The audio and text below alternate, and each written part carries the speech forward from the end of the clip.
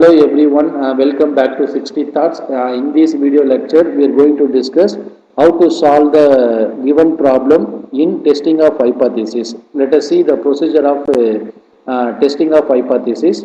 Here we have 5 different steps. One is step number 1. So first, null hypothesis, that is nothing but it is denoted by H0, and the alternate hypothesis denoted by H1. So this is step number 1. In the given statement, we define null hypothesis and alternative hypothesis. Step number 2, next we consider the level of significance of the given problem. Given 5%, otherwise 1%, otherwise 10%. So based on the given percentage, we write a level of significance in step number 2. Step number 3, we find the test statistics Z. So if you want to find by using large sample, suppose we are finding small sample means we find the test status T.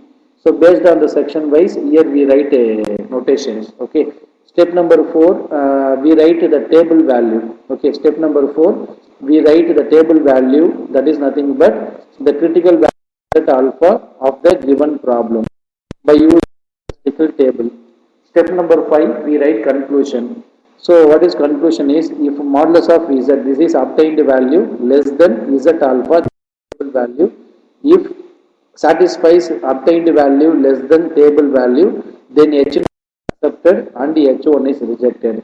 In case if modulus of Z greater than Z alpha, which means obtained value is strictly greater than table value, statistical table value, then H0 is rejected and the hypothesis H1 is accepted. Okay. So this is the way we have to solve the problem using testing of hypothesis procedure. Okay. I hope you are enjoying the session. Thank you.